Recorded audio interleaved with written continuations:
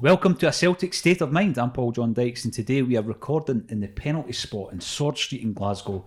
I've got to say, I'm delighted to finally meet Tony Curran. Welcome to the show, Tony. How are you? It's lovely to be here. Thank you.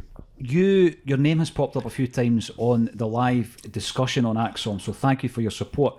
But last December, you gave us like a swag bag of gifts for our charity weekender. Not only that, you then sent them all over the world once the winners were announced. So thanks for that. That was really much appreciated. And it was things from your movie career, Tony, things that you'd picked up over the years. Yeah, no, thank you. No, there was a lot of Vincent and the Doctor that I sent around. People were very kindly donated to, and you obviously, recently you won the treble. You won those awards for Acsom. Congratulations for that, my man. That was great. But no, it was just nice to be able to contribute to the charities and raise money for Acsom and get the word out there that this is if you want to watch some Celtic content, this is a great show to well-informed punters, you might say, and it's fun, it's informative, and if you like a bit of music as well, obviously, that's great as well. We throw a wee bit of that in when we can. We were talking this morning about culture, about Celtic, and a massive part of the heritage of Celtic, of course, is charity as well, Tony.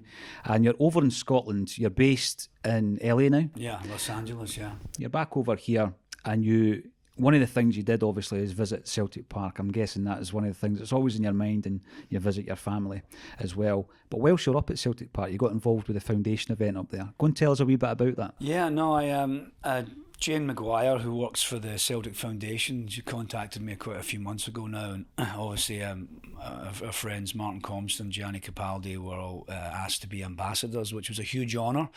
And because of recent events globally with COVID and so on, I haven't been home for almost 3 years, which my mum has not forgiven me for, but she's happy to see me now. But as I was back, I spoke to Jane, the Celtic FC Foundation, and I said, is there anything I can do while I'm over? And she mentioned the Celtic Sleep Out, which we went, I think 110 people at Celtic Park, and it was wonderful to be there at that time of night, and obviously through the night, just thinking about goals and the atmosphere of being in that place and sleeping over. And I think we raised over £40,000 for Celtic FC the foundation. So it was a great night, and there's also coming up is the Christmas appeal as well, which I've tweeted about, and if you can check that out, which is also going to raise some money for the foundation as well, which is a great thing. So it's incredible. What they do, Tony, is one of the things I'm most proud of when I say I'm a Celtic fan, is the charitable work that they do. For you to spend the night at Celtic Park, looking around a stadium that you've spent so much time in your youth. But let's think back to the time where you appeared on the park, again for a charity event. Tell us about that. Lubo versus Henrik, yeah? Yeah, it was Henrik's Heroes versus Lubo's Legends. Yeah, no, that was a great day. I think the day before there was a cup final at Hampden, and it was that was the first treble. Obviously Aberdeen scored first, I believe. Was it Armstrong who equalised? Was it? And then I was there with my nephew. I was there with Martin and my nephew Barry Johnson, and then of course there was just that amazing moment where the Wizard of Oz with those big size 12s scored that incredible goal, and it sent the Celtic fans into ecstatic scenes. So that was a great night, and then of course the next day we were on the bus with Henrik and Tom Boyd and Bobo and Harold Bratback, everybody, and we were on our way to Celtic Park, and I said to you earlier on, my nephew Barry Johnson at the time working for Adidas pulled out he gave us some boots, me, Ross McCall, Martin Compston, but they were very, very, very brightly coloured boots, and ones that Bruni wears actually, so I pulled them out and gave them to Martin and Ross, and they're like, I don't know if I'm going to wear these, they're a bit bright, aren't they? And I was sort of pulling them out, and all we heard from the back of the bus was, hey, what do you got there? What are you doing? And I turned around and I said, oh, I've got some football boots from my nephew in Germany. And it was Henrik. And he's like, whoa, those are very bright. He goes, those aren't football boots. These are football boots. And he pulled up these sort of black, dirty, polished black Adidas Mundials that he wears, so we all had a good laugh about that, But I mean, playing at Celtic Park obviously was is a dream for any Celtic fan, and there was 60,000 people there. So Tom Boyd said to me, what position do you play? I said, obviously I'm not a footballer, but maybe right wing, right midfield. And he went, all right then, left back. And at one point during the game, because I kept tearing up the wing, he's like, Curran, get back. Later on, he said to my brother Paul, he said, Paul, your brother's an actor, aye? And Paul said, aye. He goes, how? He goes, because he doesn't take direction very well. So, no, but obviously it was a joy, and we're in the changing rooms with Henrik, Bobo, Tom, and it was taking pictures, autographs. It was a real joyous day, The thing is, when you look at a career in film, there must be moments where you pinch yourself anyway, but for a Celtic fan, spending time with some of the guys that you've watched as heroes, we spoke earlier about the 6-2 game. Yeah.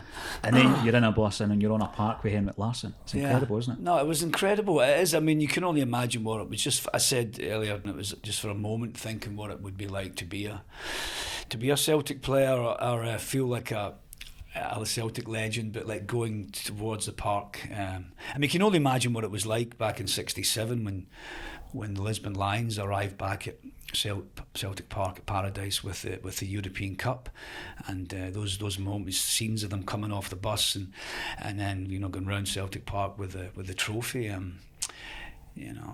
Iconic images, but obviously. But getting off a bus at Celtic Park with a bunch of celebrities and legendary players was an absolute dream come true and a joy. I hope we get to do it again. What was it like with the full stadium? I mean, in terms of the atmosphere, you hear about people crumbling European nights, it inspires people. Yeah. What was the atmosphere like when you're on the park? Oh God, it's incredible. The first thing I noticed was it was like a billiard table. Mm-hmm. Well, we got to go on it beforehand and obviously warm up, and obviously we were the treble winning day before, so we'd had a few libations. Please drink responsibly, but everybody's feeling a bit ropey, but it was just like you're pinching yourself. And I think at the end of the game I did a live video to a bunch of my mates, New Yorkers and people from London, Glasgow, Los Angelinos. Just I was showing them around the park, and everybody's like, "Oh, it's amazing!" That everybody was happy that you were there. Had some family in the stands, but well, I think what you felt, even being whatever, you're an actor or whatever anybody did who wasn't a footballer, there was the warmth of the Celtic fans, and it was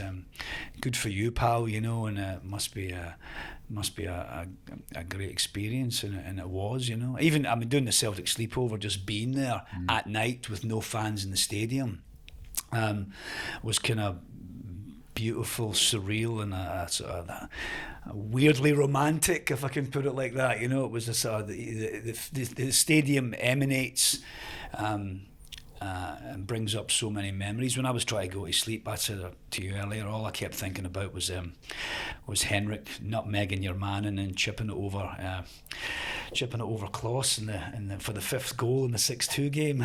I kept reliving Celtic goals that had been scored at that end, So no wonder I never got any sleep. A special place. The other thing, when I go to Celtic Park now, I do think back to the older days where I'm going with my dad in the jungle, a completely different stadium, but the same kind of feeling, the same energy within that. Yeah. What's your earlier memories, Tony, of going to Celtic Park? Well, I mean, one of my earliest memories, my mum, we live Kings Park, and we've always lived there. My mum's lived there for 54 years, and we'd be in the back garden, and as a 5-year-old to 6-year-old, I'd always hear what they would call the Hampden roar, and you hear that, that little moment of silence before the eruption. And I was there, Celtic or whoever, Scotland were playing, and you'd hear that noise, and it was sort of getting your bones. So and then of course it was for me it was like walking or jumping on the bus through Brigton to to Celtic Park, and I'd be like 8 or 9 years old, which I don't think kids do that anymore these days, and there's like 70, 80, 75,000 people there. It was the old adage, "Gonna geezer lifty, mister," because at the time the turnstiles were up to there, and you'd stand, you didn't have a ticket, you'd stand in front of someone and, "All right, mate," and someone would just throw you over, and then it'd be you, your mates, and you'd be like, "Oh, we're in," and then you'd be walking up into the jungle. And just as you said earlier on, the heat as soon as you went in there, and the low gantry where the cameras were, and that sort of collective energy of the fans, and then the away fans, which it was just an incredible atmosphere. And obviously a lot of the European nights, I remember, Jackie Jakanowski. There was that. What was it? That the Partisan. Was it the 4-3 game? Or that was 5-4 on the night. 5-4 on the night. Yeah. I mean, I was at that game, and just the atmosphere was. I mean, it's very different now, obviously, with the 60,000 seater, but being able to go to Celtic Park at that time, and also going to Hampden as well for big games. Like I was at the semi-final against Hearts when we were 1-0 down in the centenary season in the Celtic end, and I was at the final. Gallagher was it? Kevin, he scored first again, and then we equalised, and then. And then with McAvenny, we went on to win it. But I was talking to Tosh McKinley the other night, the Celtic Tommy Burns story, and he was saying that it was Billy Stark and Tommy Burns, and they were saying when they got the equaliser, they're like, okay, maybe we'll get it into. Apparently at that time it wasn't extra time; it was a replay. A final on the Wednesday, he said, and he sort of said to me, he goes, I think it was Stark said to Burns or vice versa, he goes, right, let's go on and win this, because they were going to Gran Canaria the next day, or a couple of days later they were going to Tenerife on holiday, and they might have had to change their plans, let's go on and win this.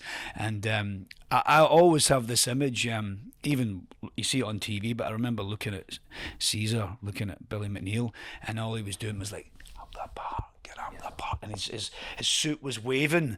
I get goosebumps thinking about that, and it was like, go on, win it, and the ball came over, Mark McGee, and then it was obviously. It was McGee, and then it was McAvenny made the touch. That finish, though, when you look at it, how many times have we seen a striker putting that over the bar? I mean, unbelievable how, his agility, Frank McAvenny there, and how he could have went anywhere, that ball, because it was coming at him with pace, but that feeling was incredible, and just, going to Celtic Park, going to Hampden, going to other away grounds, Tynecastle, or going to Ibrox at the time. It's fond memories, but just nobody was sitting down. There was no seats, You were terracing, So fond memories.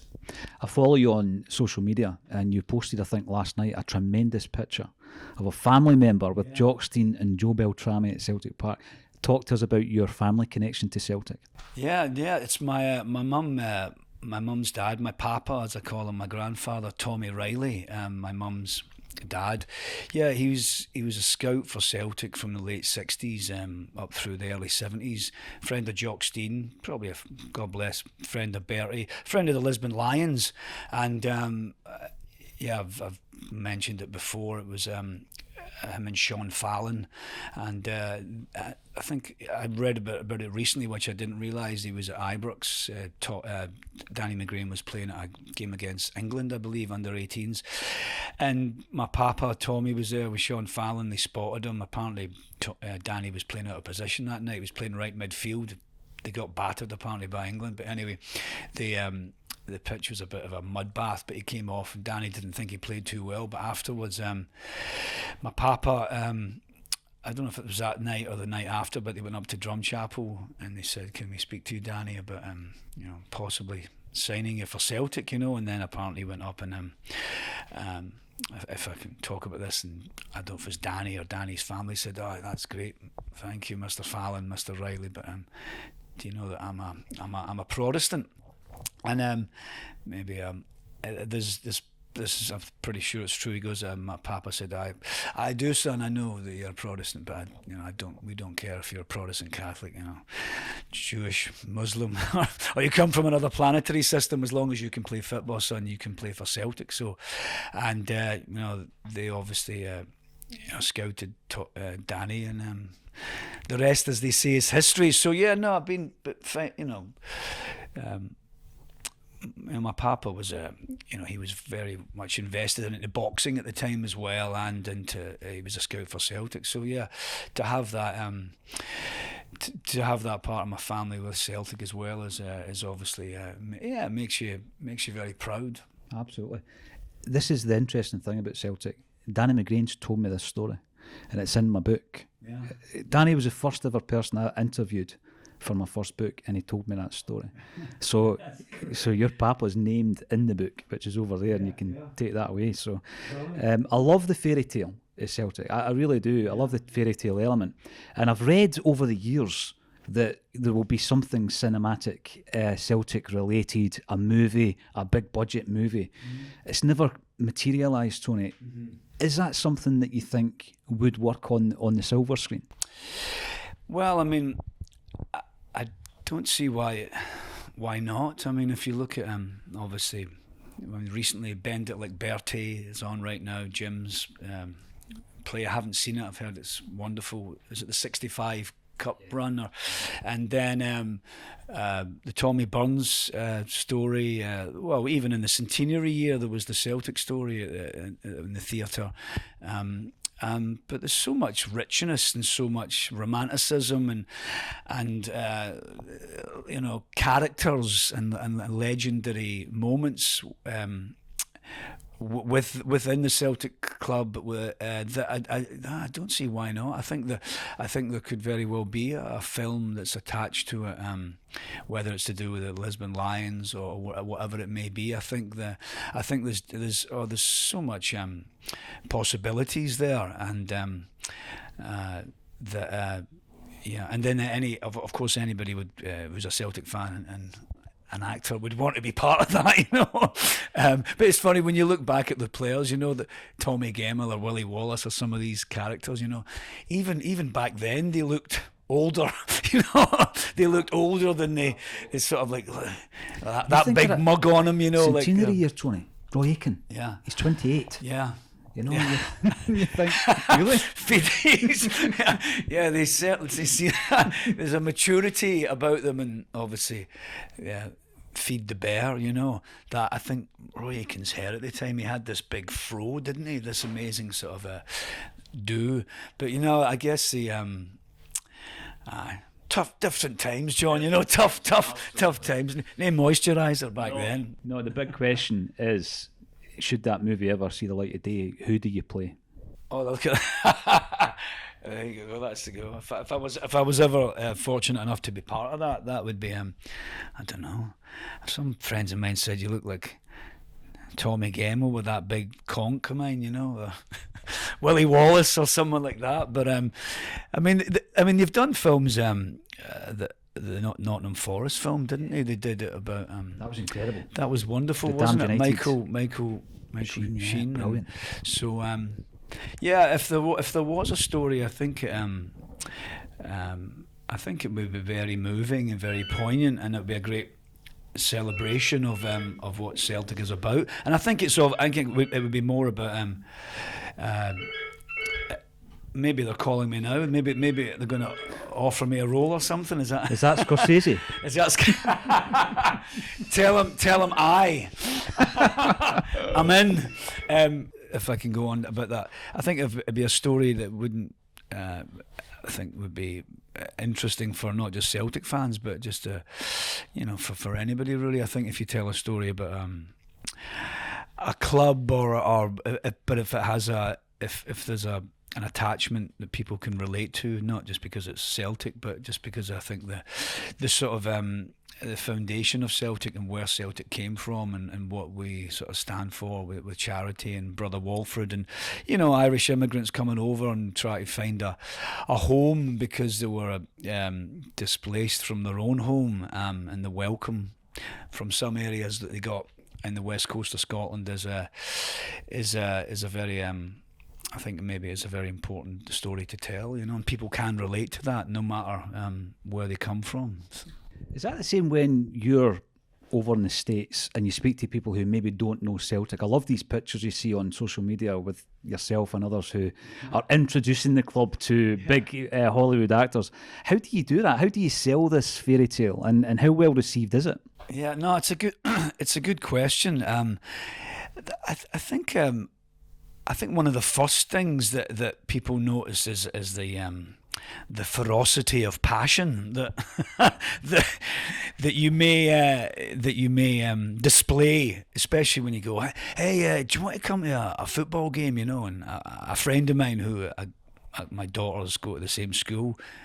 We were up in a place called Mammoth one time, and skiing actually, and he's like, I said, there's a Celtic Rangers game on, do you want to come? And he's like, aye, sure. What time is it? And I said, it's 4 o'clock, and he went, we can go for a bit on the mountain and then come down and get a wee drink. And I said, no, it's 4 a.m. And he went, what? It's 4 a.m. So bless him, he's a friend David, and he ended up prepping some Bloody Marys, and we got up at 3:30, went into this hotel lobby and watched a Celtic game, and then he's a Browns fan, he's a Cleveland Browns fan, which is another story, but they haven't won for a while. So anyway, he could relate to we weren't doing too well at that point, but he definitely saw the fervour, and I just think when you start talking about Celtic to people and your sort of relationship to your club, and especially living away from Glasgow and living away from Scotland, which I miss. I mean, it's been difficult recently, been away for so long, but because it's been almost 3 years. But I think the passion that people display, and because when I finish jobs, sometimes the directors I've worked with, I end up buying them a Celtic top, and they're like, oh, okay, thanks, man. They're like, Lakers fans, or they're like American football, but by the end of the job or the gig, they're like, all right, up the Celtic, I love that. I love spreading the words, and as you say, sometimes it's natural because you're showing the passion. You have been involved in movies where it's superhero movies. Mm-hmm. Who was your Celtic superheroes? Well, that's a great question. Well, I mean, I'm looking at a picture right now of Danny McGrain there. Definitely. There's no, obviously, the connection we had to my papa, Tommy Riley. But I mean, gosh, you think about Tommy Burns as well, and that centenary season. I mean, my earliest memories. Paul McStay as well, obviously, is the maestro. But you looking further back, I mean, Jinky Johnston, it was always the wizard, on the wing, it was always one of my, that. He's a fellow ginger, Always that just I think for many Celtic fans that that love the beautiful game, a winger is always an attractive, as someone to watch who can beat players and take it down the line, cross it, or just go a cut inside, shoot, and so on. I think Jinky Johnson has always been someone. I met him many years ago, and it's just, I mean, obviously with Bertie's passing, it's a very, everybody's, heart. Everybody will go out to his family right now, but I think that the whole vibe about the Lisbon Lions and the romanticism that you mentioned about Celtic is just a sort of collective humanity and warmth about all those guys, Bobby Lennox, and Clark, and Willie Wallace, Tommy Gemmell, and whenever you met them, you you kind of felt like they were your uncles, you know. With I mean, they kind of felt like family. They didn't. All right, what do you want? You know, there was always, do you want an autograph or do you want a picture, son? Certainly with Bertie Auld, he was. I mean, I don't even if you can say arguably one of the most gregarious Lions Celtic players that ever was, you know, and he was always ready with a story, taking the mick, always in good humour, and just I met him in Vegas once actually, yeah, but just a joy to be around. But my nephew, if I can go on about Barry, I've mentioned before, he was talking to him about my papa, and he said, I tweeted it the other night. I said, Tommy Riley, one of the most well-dressed men I've ever met, you know, with the beautiful cufflinks and you know, just impeccably dressed, son, impeccably dressed. So what happened to you?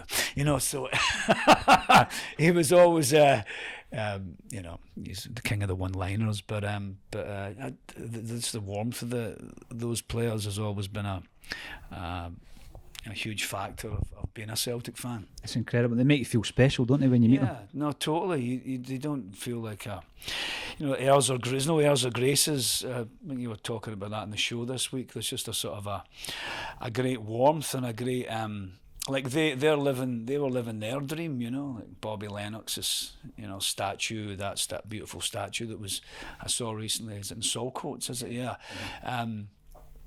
Bobby Lennox's smile, you know, when you meet those guys, you know, it was just yeah, I mean, they're first, you know, Northern European team, British team, whatever you want to call it, to win the big cup from a 30-mile radius from Glasgow. I mean, the likes of that would never been done, and it's probably never going to be done again. So definitely, we had a conversation the other week. It was tongue in cheek, but I've always thought Bertie Auld has the movie star looks. He could have been in a gangster movie, Tony. Yeah, he did. I mean, as funny as Bertie was, and he said, all right, son, you know. But when he looked at you, you know, when he was he's sort of he's turned a phrase, you know, he's you wouldn't want to mess with him, you know. Well, he'd some engine on him as a football player as well, you know. But beautiful hair as well, you know. Oh, absolutely, with the brow cream, brilliant. Absolutely. Now, when we talk about your own career, your movie career, when did you realise yourself, Tony, that this was for me? I'm an actor. I want to do this. That's a good question. Actually, apparently my mum tells me a story when I was 3 years old, and there was an insurance man who came to our house one day, and I was sitting there just playing around, and he said, all right, Tony, what do you want to do, son? Do you want to be a fireman or a doctor or a plumber? And apparently, of course, I don't recall this, but my mother assures me. I said it, and I said, oh, no. I stood up defiantly. I said, oh, I'm going to be an actor.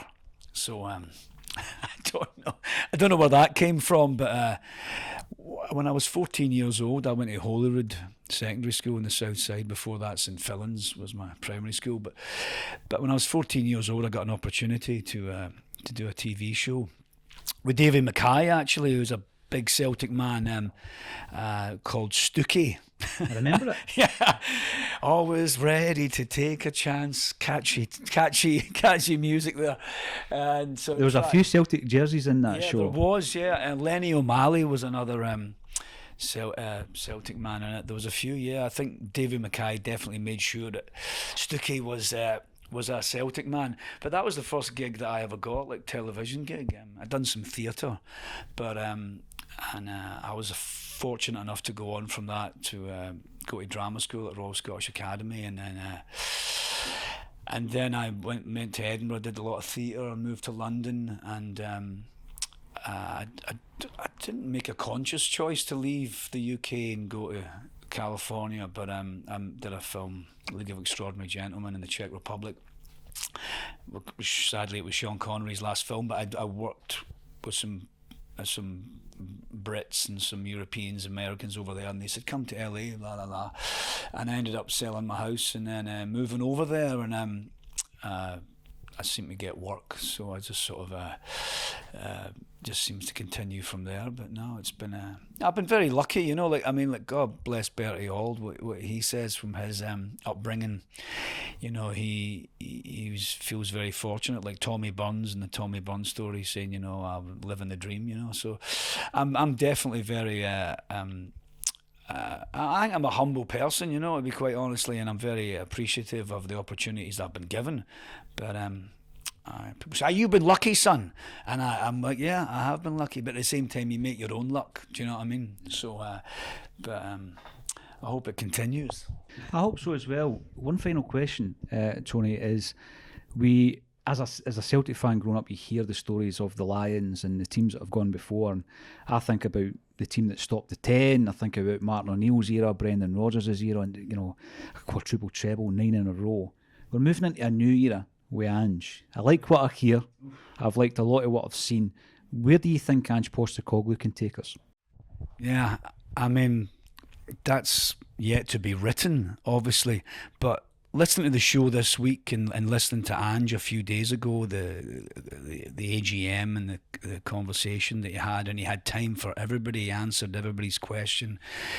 He appears to me to be a man who's very comfortable in his own skin, and he seems to have wonderful integrity, the man, wonderful humanity, and his sort of values that he talks about, not just as a football manager, but as a human being, as a man. They seem to very much mirror like Celtic's philosophy, doctrine, you know, values, and he, you know, as you mentioned on the show, he gets it, you know, and I think him as a man and also him as a football manager are really a match made in heaven right now for Celtic, you know. I mean, some of the football we've been playing, the players that he signed, you know, I mean, obviously Kyogo and Jota and are the players and playing the way that Celtic fans want to see us play, you know, with that sort of rapier, you know, cut and thrust to their play, and also we seem to be defending quite well as well, which is also an important factor in winning trophies. So I think Ange Postecoglou is in a very good place right now, and I think Celtic are in a very good place. We're in a semi-final today. We're still in Europe. We've been playing some really good football. Some fantastic goals have been scoring, and I think that also if he can get invested with the you know with the background as well of you know up the stairs with the suits as well, obviously Don McKay even was a bit of a shock to the system. He'd not been there very long, and that's something that I think that there's a transparency that maybe hopefully needs to happen more with the Celtic support and the board, because obviously last season wasn't fun, and I think that Ange has a way about him that if he can make that connection, you know, more seamless, then I think that it'd be good for Celtic going forward. You know, I mean, he seems like a lovely human being, doesn't he? Don't you think? You know, and he likes to engage with the Celtic fans when he's out and about. Oh yeah, that's great. Yeah, as well. Declan McConville has met him a few times. Oh yeah, Tony. Declan, that's brilliant. I met him the other night at Heritage. He's a great lad, and yeah, brilliant. Brilliant. Now, I need to thank you once again for supporting Acsom. We really appreciate that, Tony. But thank you once again for joining us on A Celtic State of Mind. Hail, hail.